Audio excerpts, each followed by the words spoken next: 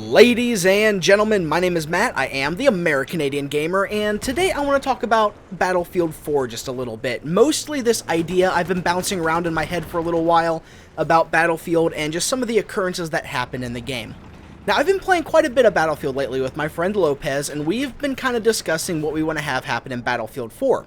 And we usually play on large conquest maps, Caspian Border, Operation Firestorm, you know, those really big maps like that. And generally everything goes over well. You know, one team struggles, you know, we fight over a couple of points, both teams usually have a couple of points, and there's one that we fight over. You know, a really good match is usually generally what happens. But on some servers, there's this little thing called base rape, and some servers don't allow this, and you will get kicked or killed when you attempt to do this. And what base rape essentially is killing somebody when they're still in their spawn. And when I say spawn, I mean the initial spawn on the map, not one of the flag points or one of the teammates that's out in the battlefield. I mean where the initial spawn is, where the base is, where the vehicles are. You will have teams that will sometimes use helicopters, jets, and tanks to suppress the enemy base, to take out vehicles just as they spawn, to kill people just as they spawn.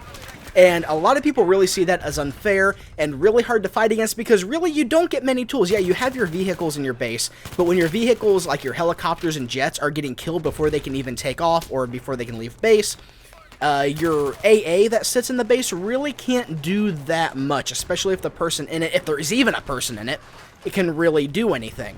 Now, this video is not meant to talk about whether or not base rape should be allowed and whether or not it's right or wrong or a legitimate strategy. That's not what this video is for. I wanted to bring it up because there are some times that it just occurs because the way the game goes. Not because anybody's trying to, but just because it happens with the natural flow of things. And what I mean by that is, when you have two teams and one team is just vastly superior in every way, they have better players or they have more vehicles because they have better spawns or just whatever, one team will steamroll another team. Just flat out steamroll, capture all the points, and then all that's left to do is pretty much kill the other team as they come out of spawn. One of the best examples of this is Northshore Canals, because on Northshore Canals, the Russians spawn on land next to all the points pretty much. They have more vehicles like tanks, jeeps, and they have a scout helicopter. And the US team spawns on an aircraft carrier out in the middle of the ocean with a couple little vehicles and a scout heli and not really much else. So it's harder for the US team to get to land, and then when they do get to land, they have weaker vehicles and weaker resources at their disposal. So those fights usually generally end up with the Russian team dominating from one side and keeping the American team from getting to the shore. Well, those battles, when it comes down to that, just aren't any fun for anybody. The attacking team, yeah, maybe some guy gets some sick enjoyment out of it, just killing a guy right out of spawn, but generally I find it to be boring because you don't get many targets to kill. You're just kind of running around thinking, okay, what can I do now? Let me wait for this guy to come in range and I'll shoot him. And when you're on the defense or on the team that's getting dominated, it can be really just frustrating and annoying to think, okay, I'm gonna spawn, how long till I die this time? Can I go this way before I die? How many steps can I take? And it just starts to be an issue, and it ruins the server morale, people leave, and it just messes all sorts of stuff up. So the idea that I've been bouncing this around with my friends, would only work in this conquest environment. It wouldn't work in Rush because Rush, the idea of pinning the attackers back it's there, it's part of the game, I think. But this idea that I have really would only work in Conquest, and you'll understand why when I actually get over it and stop talking about it. What it is when one team captures all of the points on the map. So let's say there are 5 points, A, B, C, D, and E, and it's Russians versus the US. When the US team captures A, B, C, D, and E, they are then given the option to capture the Russian base as a point, only if they have the other 5. Now, upon capturing that, they automatically win. That's what it is. So once one team captures all 5 points, they're capable of capturing the enemy base and automatically winning the round. This would essentially give one team the capability to quickly end the match when they're just dominating that hard, when they're steamrolling, and they can just end the match and go on to the next round. That way nobody has to sit through the 5 or 6 minutes of being bored or frustrated, arguing, having people rage quit. That doesn't really have to happen, and it can just go on to the next round. Maybe the teams can scramble, you know, all that stuff. You can just move on and go to the next round and just have a good time there. Another effect that this would have would be allowing teams that are really losing hard a last-ditch Hail Mary to win. So what happens a lot of times when you get into a game, you will be dominated for a majority of the match. The other team will just be doing really well. They'll hold the majority of the points, maybe 4 out of 5, 3 out of 5, and your tickets will just be a lot less than theirs. You will be really close to winning. You may be only down to 100 tickets. The other team may have 500.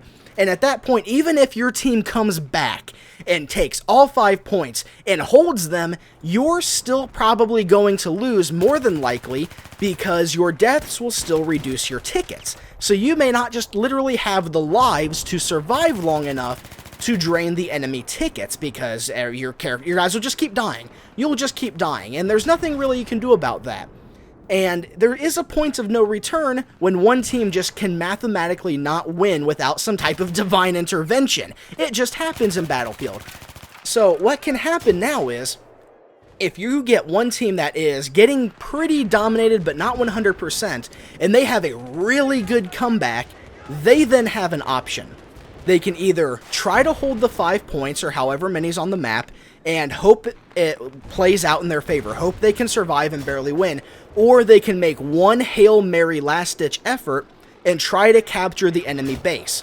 Now, capturing an enemy base would be difficult. You would have to deal with enemy vehicles spawning right there, the enemies themselves spawning there, whatever kind of turrets or defenses that they have would be right there. So obviously you're going to be throwing a lot of manpower at this, and you're going to lose a lot of tickets just trying to take the base. Now, there's also the idea that the enemy base could capture much slower than any of the points on the map, and that could even be changed and scaled depending on the size of the match. So you can make it so that the point captures slower, so you will need more people just to capture it within time before the enemy spawns overwhelm you.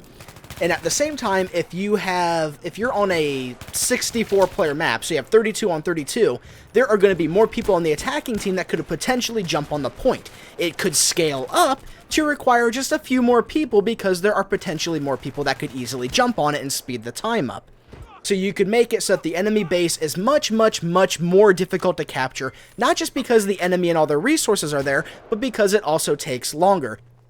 Now, the only other thing I can think of with this idea I've been having is that when one team is capturing an enemy base, they should be required to maintain control of all points on the map until they capture the base. So that would mean that if the US team is capturing the Russian base, maybe a 2 or 3 Russian people get out of the base, and they sneak their way in, and they neutralize point A, boom. At that point, the US team can no longer capture the Russian base. At that point, the Russian base is locked down, and then the Russians can all of a sudden start spawning at point A maybe, or the US team has to try to get that back, and it would just allow the team that's getting their base captured just a little bit of a chance to kind of get out and get that stuff, because the resources required to capture the base would be so great that you would have to leave the points on the map more vulnerable. So if you get one recon out there or a couple of guys out there and their teammates spawn on them, they can capture a point, and then all of a sudden your enemy is defenseless inside your base, and they're pretty much not able to do anything but sit there and die.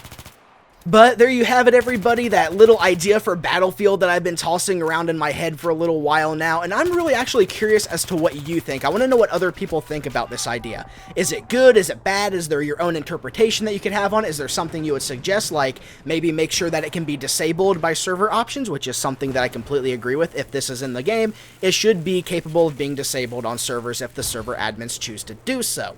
But I want to know what you think. I really, really do, because I'm, one, somewhat biased on this, because I think it's a great idea because, well, it's my idea, so I kind of think it's a good idea. And two, Some things work better on paper than they do in practice, and maybe I just can't see that, but I do think this is a good idea. It might not be, but I think it is. But I want to know what you think, so let me know. Maybe we'll have a little discussion. Maybe there's something I missed, something I didn't. But either way, if you enjoyed this video, please like it, favorite, subscribe, all that good stuff. And as always, ladies and gentlemen, thank you so much for watching. My name is Matt, and I'll see you next time.